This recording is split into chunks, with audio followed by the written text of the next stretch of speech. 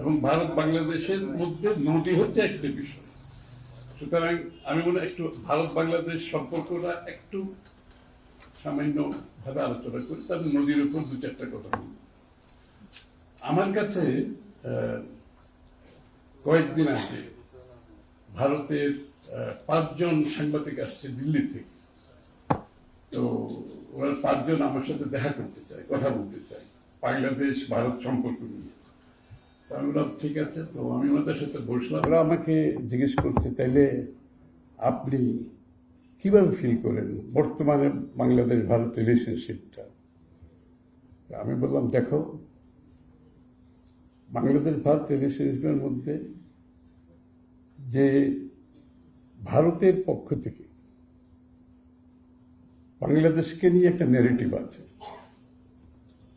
এবং সেই ন্যারেটিভের মূল 2-3টা বিষয় আছে। সেটা একটা হচ্ছে সিকিউরিটি ইস্যু। বাংলাদেশের মাধ্যমে তাদের সিকিউরিটি যে কিভাবে ক্ষতিগ্রস্ত হতে পারে, এই জন্য তারা খুব চিন্তিত ভারত। এটা হচ্ছে একটা সিকিউরিটি ইস্যু।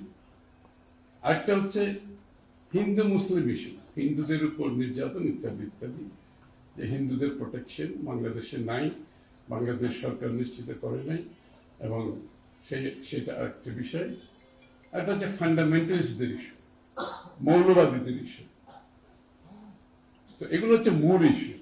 তারা এই 2-3টা বিষয়ে বগিম্যান সৃষ্টি করেছে। So these are the bogeymen they have created. যে বাংলাদেশের ভিতরে আমাদের সিকিউরিটি অসুবিধা হচ্ছে, হিন্দু মুসলমানের প্রবলেম হচ্ছে, তারপরে ফান্ডামেন্টালিস্ট ইস্যু আছে।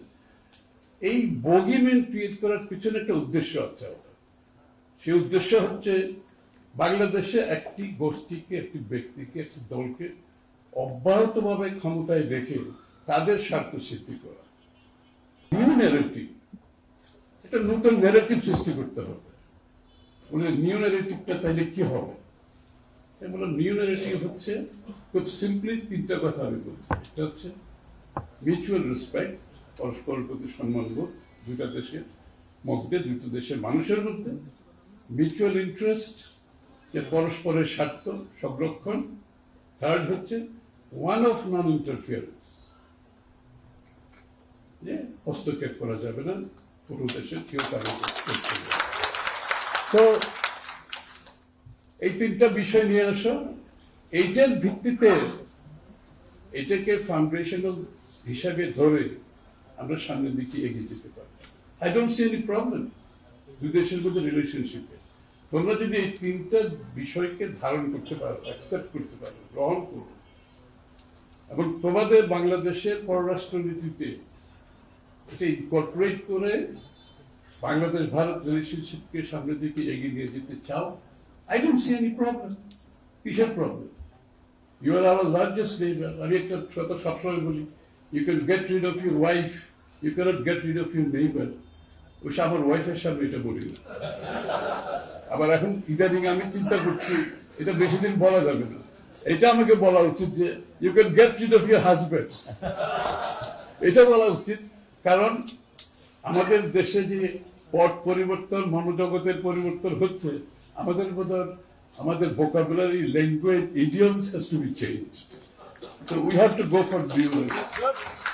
এবং আজকের এই আলোচনায় আমার সবচেয়ে ভালো লাগছে, অনেকে বিভিন্ন ভিন্ন মতের কথাবার্তা বলেছে। Not that I agree with everything, but I am happy that আমরা বসে এক টেবিলে এই কথাগুলো বলতে পারি। This is the environment we have been fighting for last 16 years.